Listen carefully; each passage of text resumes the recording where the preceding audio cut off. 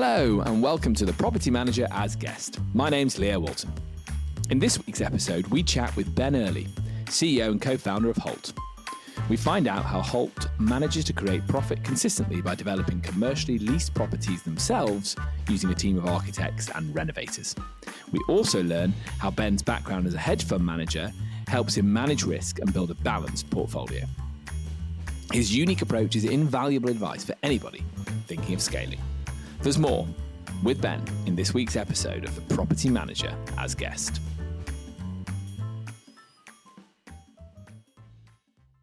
So, hello everybody and welcome to the Property Manager as Guest. Today I'm joined by Ben Earley, CEO and co-founder of Holt. Could you tell us how you got started in the industry? I started in December 2011. I rented my first property in the tri-state area. I'm from New York. I live in New York normally. I was working actually at a bank at the time, JP Morgan, and running another e-commerce brand of mine when a friend put me onto the concept of rent an apartment, furnish an apartment, and then short-term let an apartment. So first one, December 2011, and many dozen after that in the sort of New York tri-state area. And that was the beginning. So the beginning was in the early days of Airbnb.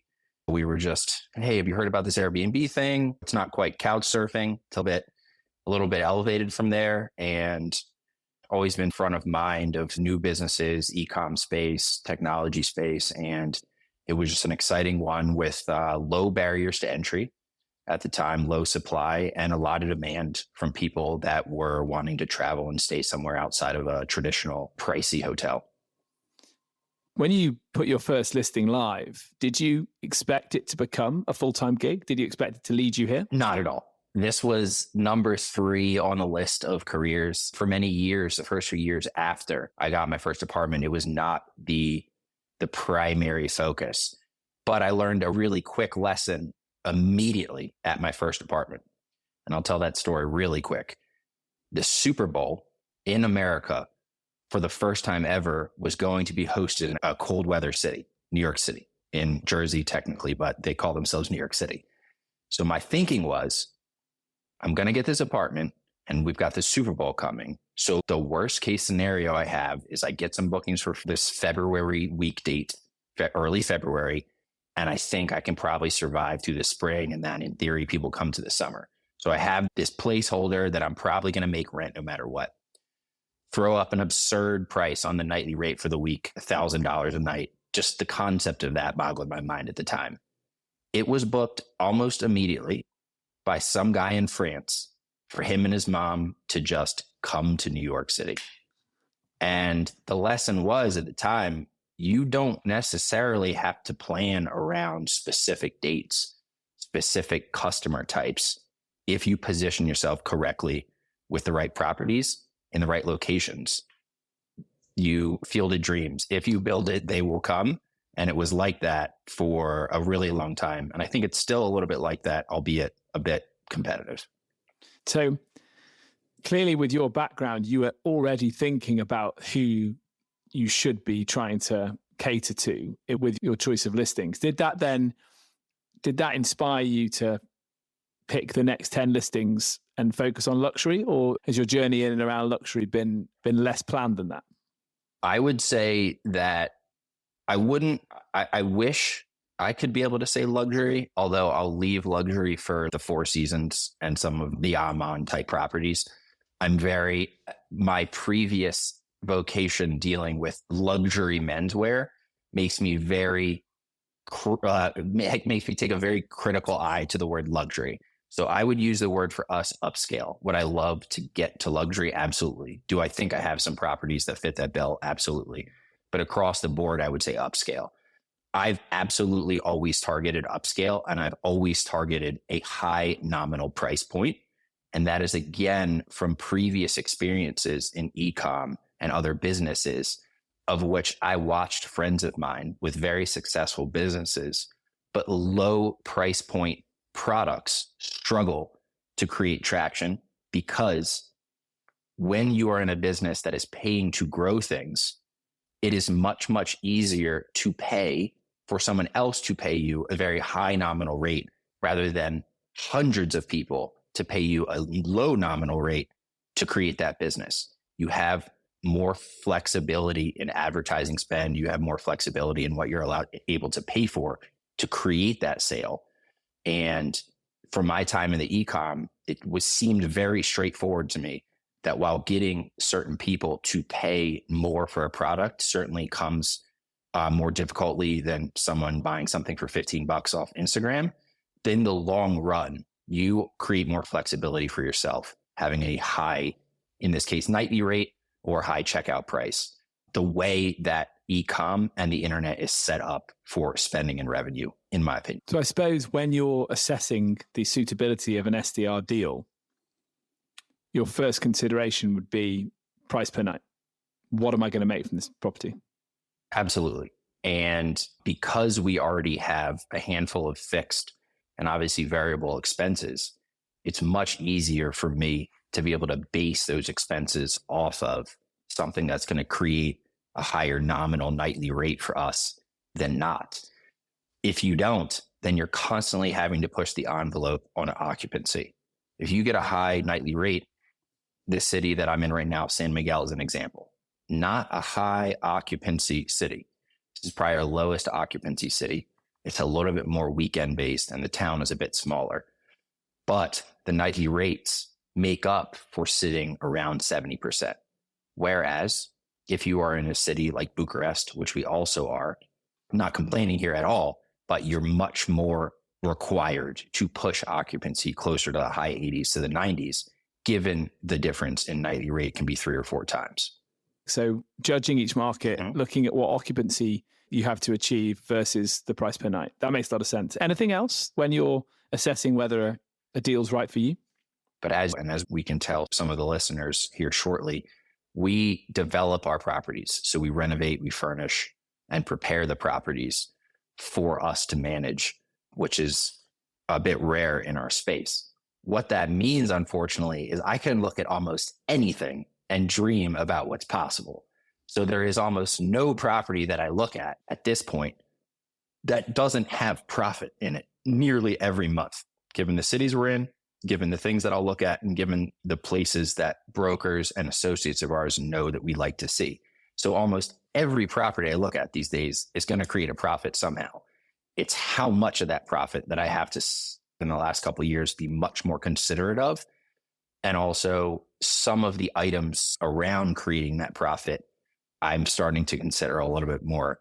How much headache are certain properties? Do we have things like communities that we're involved in, common door accesses, security needs? So trying to limit some of the load on my team with bigger, high quality places that have amenities that make things easier. Some amenities make things more difficult.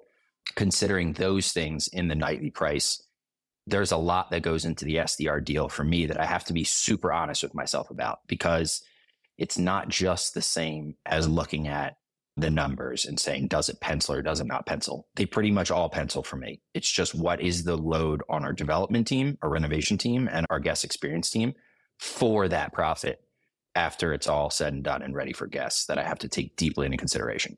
If your cleaners forget the towels and you have a guest that really needs those towels quickly, the minute you put those towels in a taxi and whiz them over, you've probably lost your profit on the booking. So I think there's something smart about focusing on the configuration and layout of a property. And obviously, the bigger the listing, the more chance that you can store things like that on site, the more chance that you're able to eat away at some of those risks that can just completely ruin your profit if you've got, 5 apartments spread over the whole of New York City, right? Yeah, absolutely. That scale that you start to get to in the teens or 20s in a certain market helps you limit those sort of expenses as well. So the situations you just described, missing towels, hot water outage, things of that nature. When you get into where we are in most of our markets now, which is 20 plus doors, the availability of your team increases. If you have 20 places, you probably have our property sizes are quite big. So we have another 20 cleaners. 15 of them could be working that day, and you have at least a handyman that day. And at this size in the 20s, you start really looking at centralized laundry. You start looking at committed delivery drivers, such as task runner type employees, and you're able to really start to scale your purchases, right? We just did a whole load of bedding purchases from a local provider. And when you're ordering things for 80 beds, you start to be able to flex the muscle a little bit on the scale. So that also helps limit the downside for sort of issues that you run into. I'm interested to know again, what was the light bulb moment for you? How did you get there? Because clearly when you threw your first listing up in New York City, you didn't do anything to it. When was the moment that you thought you wanted to go deeper into the renovation and architectural side of things? It wasn't a light bulb moment as much as it was always a desire to have more control over the space, because in the early days when we were in the East Coast, we just didn't have as much control over this space or knowledge in terms of how to build. And there were so many things we wanted there to be different. Being able to access the control panel, the electrical panel, things where someone was running multiple blow dryers at the same time, just all sorts of things that we just wished we could do when we had development capabilities over the property that we just waited years to be able to do. So the first time we took a crack at it was when we visited Romania. My wife, who's also the head of design and the COO, her name's Holt. She's from Romania originally, and there was enough contacts there that we took a look at properties in Bucharest, purchased, and started to do the work that we really wanted to do. So we really cut our teeth originally in Romania on the development side, which was a considered move, because the thinking was, if we're going to buy something in the US and then develop something in the US, I could do that 4 or 5 times for the cost in Romania and learn 4 or 5 times the lesson at 4 or 5 times the discount in Romania. And at the end of the day, building something in every city is going to be pretty similar. Are certain supply costs and certain contacts going to be different? 100%.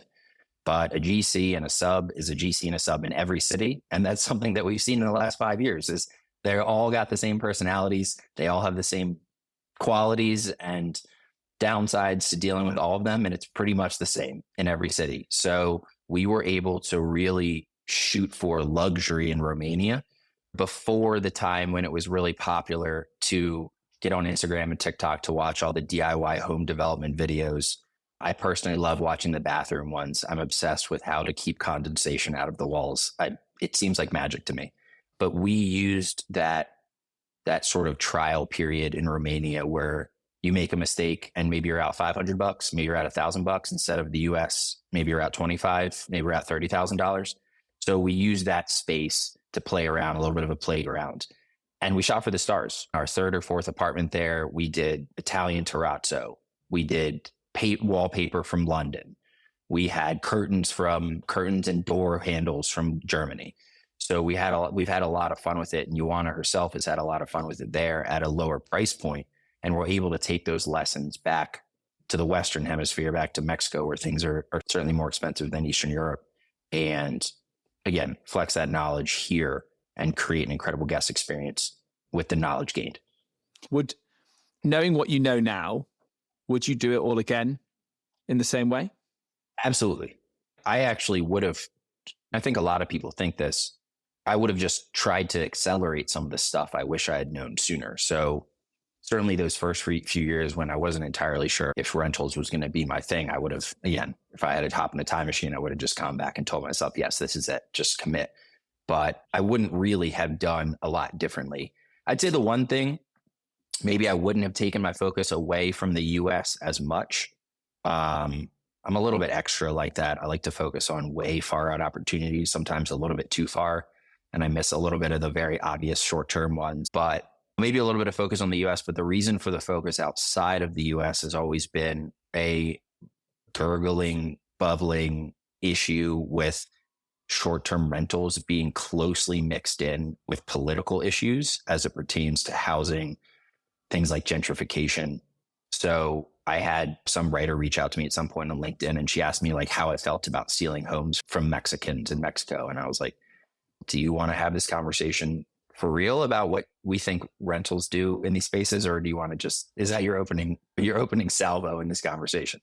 So I think that issue with the way that sort of the local city councils and some of the more developed nations, particularly the US, have taken a really keen and unfortunate look at what rentals do to a very singular item, which is just housing supply, and ignore situations and positives such as what it does for local small businesses, what it does for local employment, how much money it pumps into the local economy. I saw that starting to be a thing, at least in the East Coast where we were living. And I wanted to avoid that. So I went looking for countries that are extremely positive on tourism, Mexico being one of them, and the sort of political structure being oriented towards welcoming visitors and welcoming travelers. And certainly I could have found that in the US, Florida being one of those obvious states, but I avoided the US because I didn't like the political winds as it pertained to Airbnb. And 100% that played out. Could I have been in the US and settled myself properly, gotten the licensing, maybe created a bit of a moat? Sure. So I'd say if I could go back, I probably wouldn't have ignored the US as much as I did, but I don't say I have particular regrets. When you're looking 12 months ahead now, you've built a very successful business. How quickly are you trying to scale? Are you looking to, do you add one property a year, 10 properties a year, 100 properties a year? Like, you've got a very unique approach because clearly you build the property, you remodel the property, it's yours. All of the revenue ends up in your hands. So you don't need to scale your property acquisition the same way a managed business does. Probably a little too focused. So we really never stop. And I'm glad you brought up the difference between managed and commercially leased. I prefer commercially leased as opposed to the term rent arbitrage, which is, I can promise you, nothing I do here is arbitrage. And people need to look up the definition of the word arbitrage before they start throwing that around. Yes. So first, the difference between the commercially leased and the managed, it's the same conversation.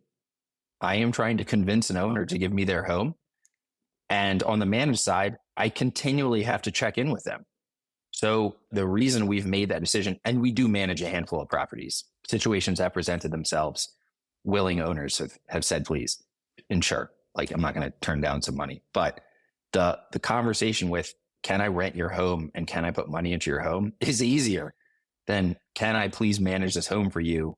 Have to maybe steal it from another manager, have to steal it from self-managed and convince them that I'm the person and all of our team is smarter than them, spending 2 hours a week turning their price from 89 to 99.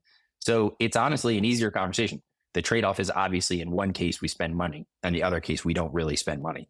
But the acquisition is frankly much easier. There are plenty of homes that you can find that are available for long-term rent. They're all over the internet. Brokers do them all the time. The added piece of the conversation is simply, I'm going to be here for 5+ years and we're going to spend some money on your place. In terms of property acquisition, the one that we do is much easier. Obviously, you have to be able to finance that space, but that's been why we've approached that the way that we've approached that. And like you said, we take everything home at the end of the day. As long as we price the price of our rentals, the commercial leases that we get the way that makes us money, and we obviously consider the construction costs and renovation costs properly, which we're getting pretty good at, the upside is all ours. In terms of growth, because I was slow to get to that answer, we have 10 projects currently in development that will probably finish in the next 2 months. So I'd say our current rate is probably 4 or 5 new properties available for guests every month. How long does it take you to break even typically on a property, given your investment? Good question. This is my primary number that I consider. So obviously all of the real estate deals have different number. You've got cap rates, you've got IRR for some of these deals. You have all sorts of numbers to consider. Given the way that we present our business, which is I'm going to rent, renovate, and then manage the guests, the number that I care about more than anything is COC, cash on cash returns. And that's the number that I compare across all cities. Our cash on cash returns depend on obviously the city. I would say in Mexico, especially San Miguel, our cash on cash returns are about 70 to 80%. So that gives you a payback period of maybe 15 or so months, I think is that number. And then in Romania, they're over 100%. So your payback period is less than a year. The reason why I'm comfortable with one versus the other is like we discussed earlier. San Miguel has the higher nominal rate. So really over the life of that contract, while it might have taken me a little bit longer, 12, 13, 14 months to get back in San Miguel and Oaxaca, after that period, we're really printing money. In Romania, because the dollar, the ANR is a little bit lower, I want a quicker payback period, but I'm going to start making that money faster, even if it's a little bit less in every month compared to Mexico. So that's really my main juggle, city to city, and have obviously a budget that is not infinity because I'm not Jeff Bezos. And I tell our city managers, Oaxaca, San Miguel, Bucharest, like I want them fighting for budget. I want them saying, look at what I'm doing. This is what else is out there. Give me more budget for things, because at the end of the day, that's going to lead to more success for their team, more success for them personally. So we have a nice setup where we have some teams in certain areas competing for budget that, as long as you align the incentives properly, I think everyone wins. Also coming up on this week's episode of The Property Manager as Guest, Ben Earley, CEO and co-founder of Holt, explains why cash-on-cash returns is the number he pays most attention to in business. He also explains why working with your wife is not only a real test of your relationship, but can be a real business accelerator. Stay tuned. How often are you signing 12-month deals with the owners of the property, or is it more like a 5-year deal to make the investment? Absolutely not. I don't think I've ever signed anything less than a 3-year deal. 3 year. And the only time I've signed a 3-year deal is when we have these properties that are just pristine. Yeah. And I know the amount of capital investment is going to be low. Ours are pretty much minimum 5 years. And then you have the very strong, like pretty much automatic renewal at market rate, first offer, first refusal type language as well to other people offering market rate language that protects in case of a sale of a property, we continue to manage the property, or we have to be paid for capital investment with some depreciation number attached. But typically we love to push up to 10, 15 years because the payback period can be a year plus. But we have a lot of really happy, really willing owners. We've signed renewals well early in advance. Even a couple of years in, we said, hey, we'd love to extend for another 3 or 4 years on a 10-year deal. And they're just like, okay. So we have, from a contractual standpoint, taken a lot of focus on what the contracts look like and always commit to longer deals. A lot of people in this industry would say I'm crazy. There are a lot of very smart people, especially in the US, that are on the more of the purchase property, renovate and rent side. And they would say what I do is crazy because I'm adding capital investment to an asset that's not even mine. But at the end of the day, their numbers that they're looking at are different. They're looking, again, at the traditional cap rate numbers. What is the capital appreciation of my property? I'm only looking at what my cash is going to make me. And that's my background. My background is working at a hedge fund at JP Morgan. You're constantly considering risk and return for that risk. And you're constantly considering the mix of investment, the portfolio mix. Sure, you can take some high beta plays, emerging market equities, but you got to mix in some things like gold and consumer debt. So we've done that, I think, on our side across the cities. We've geographically diversified. You've heard me already say we've diversified against high A&R places with lower occupancy, diversified with very high occupancy places with lower A&R. So we are building a portfolio of things that, as long as COVID doesn't happen again, which is the primary time you do not want to be in the commercial lease rental space, we really like the numbers. Tell me, you control more of the flow than a lot of traditional managed businesses. You're styling the property, you're furnishing it, you're preparing it, you're taking a 5-year to 10-year lease on it. So you probably have, and so you're managing construction. There's a lot to it. Does that mean that you're, generally speaking, very good at outsourcing and delegating, or do you still find that you're a bit of a control freak and you're trying to keep all over everything you're doing? So that's a good question. Multi-part answer to that. I think it's been a very interesting life cycle from growing the startup into more of a small to mid-sized business in terms of how you think about outsourcing and how you think about delegation. Let's put delegation a little bit to the side because you can delegate internally or you can delegate externally. But outsourcing, at the beginning, you almost don't really have a choice, right? You can't fully hire talented people and you need to pick and choose talented people to help you and work with you for shorter periods of time. So in terms of outsourcing help on the architecture side, on the construction side, obviously at the beginning, you don't have a choice. You're doing your first project. You're not going to just hire an architect to work on your company. So at the beginning, finding quality contractors, just call them contractors, is super important. But I think the environment for finding help on a short to medium term basis is incredible. You have these obvious platforms like Upwork, you have Fiverr. We've had incredible success finding short-term and long-term employees on LinkedIn. And then you have places like Instagram. It is so easy to go find architects on Instagram because they're out there talking about themselves. So we work, and let me just give you a really quick summary. Our team, we have an internal development team run by my wife, Holt. We call them the Reno team. They have an architect on staff, they have a project manager on staff, and we have a purchase agent on staff. So it's a team of 4 people that we're also expanding. In a market like Romania, we work directly with one architecture firm. And I think we are 100% of their projects. So while they are not technically Holt employees, one architect, a lady named Alexandra Koman, now has a team of people that work for her solely because we keep giving her projects. So that is one of those technically outsourced, but extremely integrated relationships. On the Mexico side, we're actually hiring a local architect shortly, but we have, similar to how developers may work, small to medium-sized developers may work in places like England and the US, we have preferred GCs, preferred subs.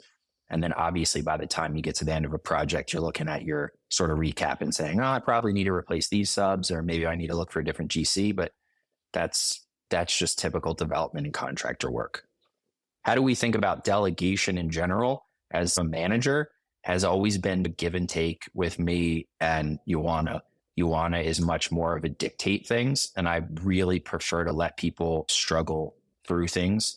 And I think we've both kind of come to the middle a little bit on that mentality. I think she has developed a little bit of a let someone try and fail. And I have come a little more towards her, which is I need to be a little more clear and straightforward about the expectations. And that's actually my goal for this year, is to become a better manager, a better boss, and a better leader. Reading right now, 7 Habits of Highly Effective People by Stephen Covey, High Output Management by Andrew Grove, the past CEO and chairman of Intel, and a really cool book for anyone that's running their own business, The Hard Thing About Hard Things by Ben Horowitz, who founded Andreessen Horowitz, is an incredible book for anyone who is the CEO or the founder, and the buck stops with them. So those are on my tablet, my Kindle right now, and I'm really trying to approach the right way to manage, delegate, and inspire, lead our team this year. It must be great working with your partner, your wife. That relationship must be really important in the sense that because when you have your own business, you are consumed by it often. So great to know that the person you're with is also consumed by the same thing, I imagine. It is a real test. It's been a real accelerator, I'll say that, for the business, because we are both extremely work-oriented, and even we have to create rules around things like date night to say phones down. Conversation is absolutely not work focused. So there's been a ton of communication work, myself and Ioana, tons of expectation setting, boundary setting, red line setting. We have personally done lots of couples work, communication work, offsites, retreats, communication retreats, things of that nature, which have also greatly improved. And we've taken into work how to communicate better, how to work better, how to set expectations. But it's been an accelerator, certainly for our relationship and for the business. And yeah, like you said, I think the business obviously has benefited.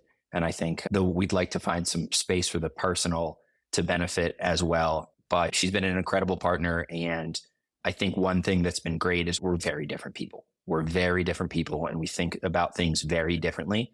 And it really helps to eliminate groupthink. It really helps to calm stormy waters for one or the other at certain times. And we are both extremely confident that as long as the other listens to the other's opinion and considers it, the decision that will be made after that will likely 9 times out of 10 be probably the best decision. Very lucky to have met her. I stopped her on the street on 7th Street in the East Village one summer, and it's all been history since then. So we're very lucky to have each other. I'm incredibly lucky to have her. And I think we make a great working partnership, and as two totally different people. But it's been a lot of work, and I think we're seeing the fruits. Is there an exit strategy? Did you start the business with an exit strategy, or are you kind of SDR for life? Great question, which goes back to a lesson that I've taken from my time on a hedge fund and trading. I've been investing in stocks since I was 12 years old. My first stock I bought was 3 shares of IBM at $97.68. And it's one of the rules of life that I think comes from trading is there's the research for the trade. There's the vehicle for the trade. There is the execution of the trade, and there is the exit of the trade. Many people are good at 1 or 2 of those steps, but you better be good at 3 and decent at 4. Otherwise, it's not going to matter. And you're asking about step 4, which is the exit. Many people in this business and in our environment and in my generation of entrepreneurs have the exit in mind. For a very long time, since e-com started, the idea has always been take cheap money, do another raise to benefit the last raise, and you go up and you go up and you go up and you go up until you exit to the dumb money, which is the IPO. And it's been really unfortunate the last couple of years because we've seen a lot of bad companies get dumped on retail investors. And I don't say dumb money because I want to insult any retail investors. That's what these people say in their meetings behind closed doors. We are trying to exit to the dumb money. So you have seen these SPACs go public in our space. Sonder, Bacasa, companies of this nature, their stock prices are in their dumps. And it's been wholly planned from the beginning. That is the exit. The exit is to an unsuspecting investor who maybe has even less control on their portfolio. That is all to say. I have 0 plans for step 4 or exit. The entire beginning, middle, and through the end of this business, whenever it is, has always been to create a cash flowing, monthly cash flowing, positive cash flow business. That has always been the goal. And that is the team that we're building. We are building a team that can handle this stuff without myself and Ioana. We're building a bunch of cash flowing assets. And there is a plan to convert from renting everything to potentially buying things in the future with the insight that we have in every property. So I have no go SPAC to IPO, sell to a private equity firm, sell to a family office goal in mind, although all of those are great depending on what you're looking for. Our goal is a properly running hotel brand, hotel and hospitality brand that creates positive experience for guests and creates positive cash flows for the business. You've got high-end properties, luxury properties, upscale, as you called them. I imagine it's often quite tempting for people to book those properties and have a bit of fun and go a bit wild, especially in a so-called, I would never call it this, but a so-called party city such as Bucharest, for example. But is that something you have to deal with in the business? Yeah, so the unfortunate part about this business, and the one that makes it the hardest, is not building properties. It's not dealing with property owners. It's not the other thing, which is building a team, managing personalities, technology, the IT side. The hardest part about the hospitality business is that the worst 5% of your customers make life very hard for the other 95% of your customers. And what I mean by that is, this is true of me. This is true of the other operators when you go to the conferences and you on your group chats and stuff. The problem that the really good guests, of which there are, again, 90 to 95% of the guests, they have to deal with systems that are set up, suspecting them to be a bottom 5 guest. This includes all of the communication that you see people talking about, right, on Twitter and Instagram. Oh, I have to read all these forms for this property. I have to pay these taxes, these local taxes property. I have to check these things before I check in. I have to check these things before I check out. Those aren't written, unfortunately, for most people, but we don't know who most people are. So like you said, the people that come to party, the people that ignore all of the information that we've sent, and you get various things. You get the partiers, you get the people that are just, they have vacation brain. Like I even get vacation brain. You've booked the place. I am now immediately, I have the address. I generally know I'm going to get there. I will not read anything till I get there. That's vacation brain. So you get various levels of malice to ignorance and abstinence from engaging in the process, and that's okay. But in this business, the hardest part is absolutely not only dealing with the partiers and the ones with bad intent, but having to orient your communications, orient your safeguards, orient your insurance programs and all of these things towards at least initially suspecting that everyone is the bottom 5%. Because if you don't, you are going to be extremely hurt. You are going to have damages that you can't cover. You are going to have theft. You won't be able to clean and prep for the good guests, all sorts of things. The biggest challenge, and the reason why, again, anyone calls this business passive, anyone uses the word arbitrage here is crazy, is because there is just a low percentage of guests that cause so many issues throughout the process that makes scaling tough and that makes running this business quite tough. Do you find that there's particular flags that you pick up yourself now, having been in the industry for a long time? It's a tough balance because it typically involves the amenities you want to involve: pools, hot tubs, large spaces, lots of rooms, right? Grill areas. So the things that you really want to be able to check off for the big family group, the company retreat group, right? Those things that you really want to nail are also siren calls for the partiers from across Europe. And that makes it tough. There are certainly times when you walk into a space, you see a house and you think maybe party, but we've tried to build our process to avoid party. I guess little shout out here for the Minute devices that we use to capture noise and smoke and extra devices. And then obviously shout out for the engagement, I think, that our guests have with our partnership with Superhog, I think communicates to them early in the process that this is not a place to play around. Collecting of the IDs, taking the selfies, the things involved in the know your guest process for Superhog, along with the communication around the party devices and strict communication about what the expectations are, communicates the seriousness of the relationship, and that this is not going to be just party central. I think we've tried to elevate our brand to look like almost like a car rental company, right? There's so many things you have to fill out, and there's so many serious communications when you rent things like cars, you rent things like party buses, you rent things. And this is no different. You're renting an incredibly expensive asset, and guests should not have the expectation that it's a one-click transaction on Airbnb. Buddy, there are so many more things that we have to talk about before you arrive. And I think elevating the seriousness and the thoroughness of communication without necessarily even having to say, don't think about it, guys, has done wonders for us in terms of how guests engage with our properties. And then as long as you allow outs, that 48-hour grace period cancellation at the beginning for them to really process what you're communicating to them and say, hey, maybe we find another apartment for this party.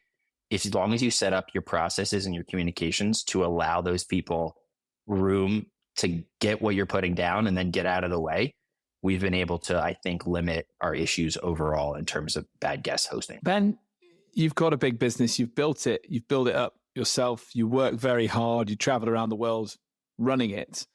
Stressful life, some might say. What do you do to relax and blow off steam at the end of the day?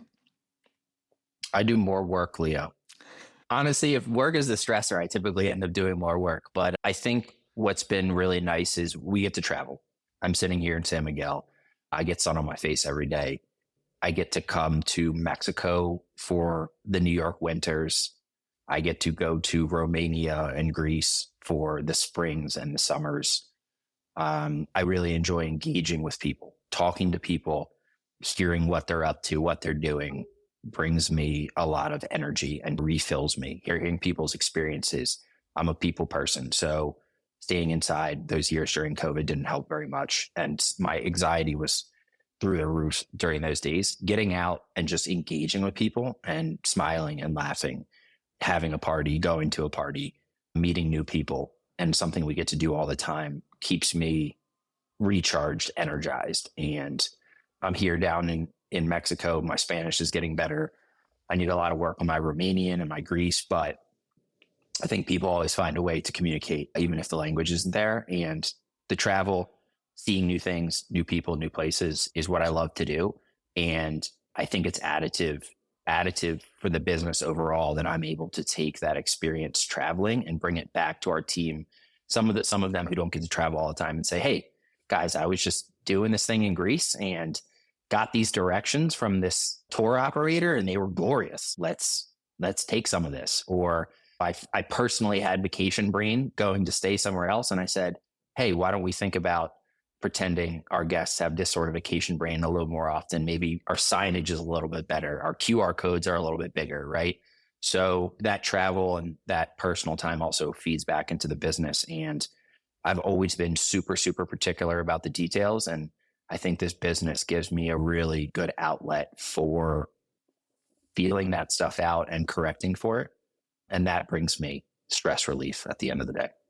In the next episode, we chat to Erin Lenhard, founder of The Bright House.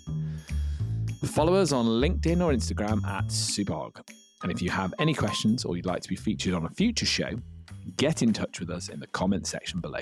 Goodbye for now.